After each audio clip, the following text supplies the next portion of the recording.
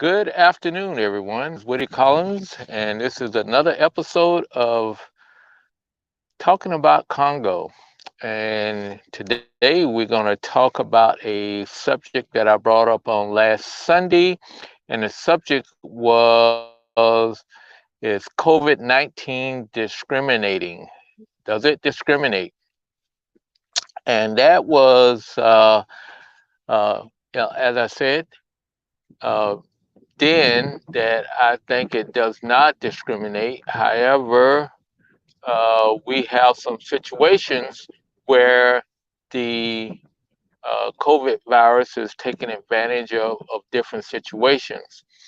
So I thought that was going to be the end of it.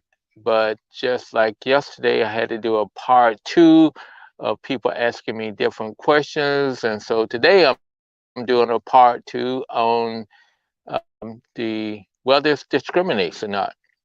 So after I did that on Sunday, I got a note from a Congolese. He's a medical student, and he had sent me a note that says, "Race sometimes influences certain diseases according to the medicine."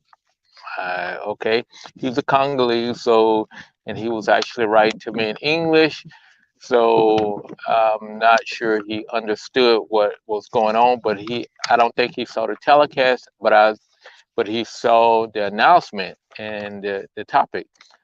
So he goes on to say, uh, so when microorganisms enter the body, they have to find receptors, and some breeds like certain receptors in their bodies. This is why race plays a very important role in the evolution of this pandemic. And I go, what is he talking about? I mean, he can't be real. He can't be really saying that race plays an important role. And I thought, okay. I go, well, maybe he's really something. So I responded back to it and said, well, I don't think race is, whether what your race is, whether it's really affects whether you're going to have or not have um, the COVID pandemic or the virus entering your body. So I responded back to him and, blah, blah, blah. Then he responds back again on Tuesday and says that race is one of the factors positively or negatively influencing the occurrence of diseases. And I go, what? I go, what disease that you know of that I'm not aware of that's really race dependent? And so he did respond back again, and he says, lung cancer, prostate cancer, kidney concerns in the US are more common among African Americans. He says sickle cell disease and sleeping sickness are diseases that affect the black races from Africa. And I thought, boy, I think this is more than a little lost in translation. This is a little bit more than I am really, thinking about it. So I responded back to him and says, okay, I will buy sickle cell anemia. That has been determined that genes in the African Americans that's unique to African Americans are causes that disease. So that would be one. But then I responded back to him and says, hey, lung cancer and prostate cancer, that affects everybody, no matter what your race is. And it still goes back to those environmental factors, uh, where you live, what you eat, and and also cultural things as to whether you go to the doctor or not frequently, or whether you wing it and says, I'm not going to the doctor. I feel okay, so I'm not going to the doctor. So I kind of, and then finally today, as I was answering those questions, I looked and saw that Johns Hopkins had just issued their fall edition of their magazine, and in it they talked about cultural racism. So it also was saying that cultural racism, the effects of racism, not the effect of, and I interpret that to be not the effects of race, does have an effect on, um, certain diseases and things. So anyway, I sent him a copy of that.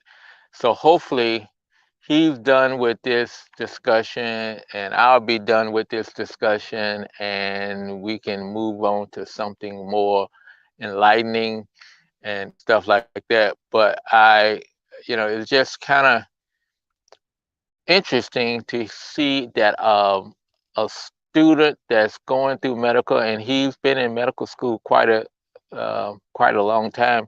He's about ready to go into his residency, and I'm thinking, man, this, if he's talking about, that because there have been some rumors that Africans are not, it's a, well, let's say it this way. When the pandemic first hit Congo, a lot of people, younger people, were saying that's a white man's disease. It doesn't affect Africans. That's something. However, if you look at some of the other countries in Africa, beyond the Congo, it is affecting those countries just as much.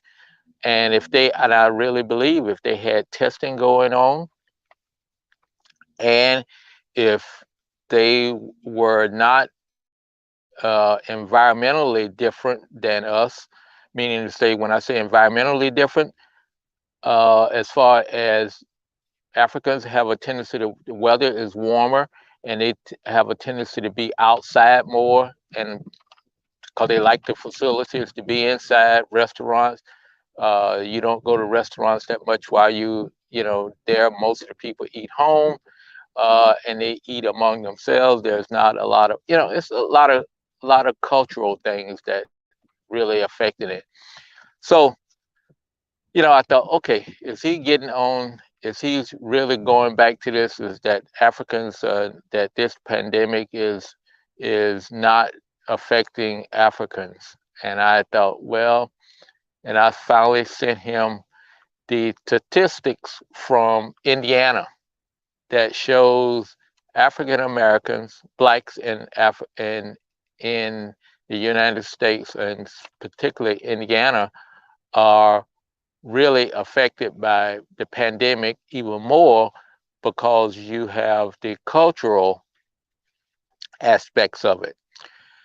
And then finally, even after sending him that little tidbit, I looked up an article and where that it was also talking about, there was a Congolese, and I thought it was more than one, but I found the article and I didn't feel like researching it that much more, where a Congolese came down because he worked in a packing plant. He came down with the virus and he took it home and killed his mother. She contracted it. I shouldn't say he killed his mother, but you know what I mean, that it was different. And so those are the situations where there is, if the doctor was really alluding that Congolese don't get the virus, that was to show him that, hey, here's somebody right here in the United States that has come down with the virus, and he is Congolese, and his mother was Congolese. So there is no immunity because you're from Africa. So anyway, we're gonna let it go, and even with all the statistics that I provided to him, I will hopefully, when I wake up in the morning and check my uh, comments on Facebook and Messenger and on WhatsApp, that there won't be anything that I find kind of pointing in the wrong direction.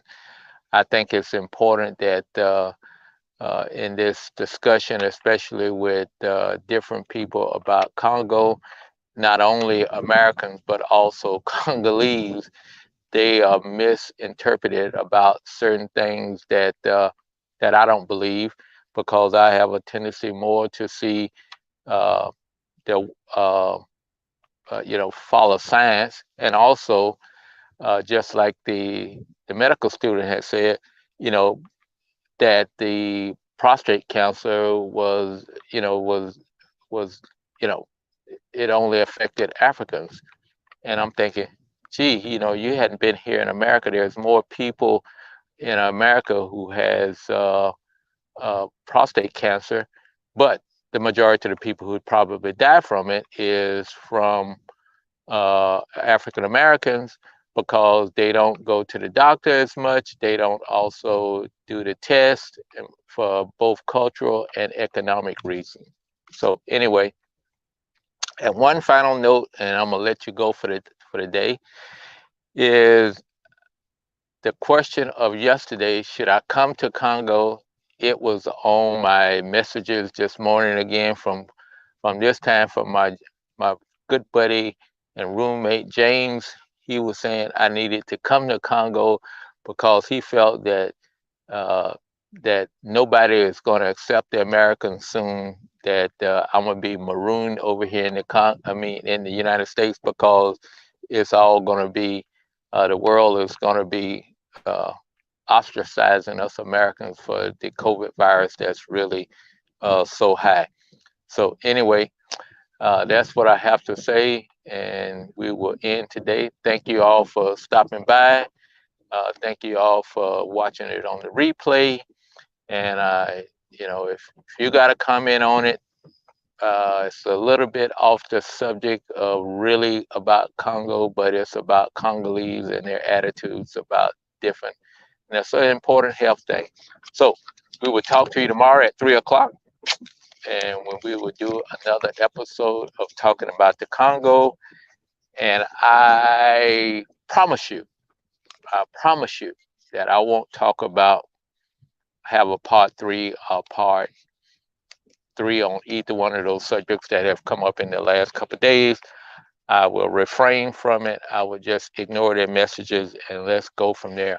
So we'll see you tomorrow. And as always, take care of yourself, take care of your family, be blessed, and uh, and also uh, be safe, and wear your gloves, wear your mask. I got my mask right here that I'm going to put on. I'm going to go for a walk, and I probably won't put it on until I meet people, but also be blessed. And I see Joe Myers says, thank you so much, Woody. You are such a blessing. And thank you, Joe, for saying those kind words. And it's just something that I think the Lord has laid on my hands. And so we'll go from there. Thank you again. And we will see you. And it's windy and cold here. So we'll see you tomorrow. I'll take care. And for the people up north, stay warm.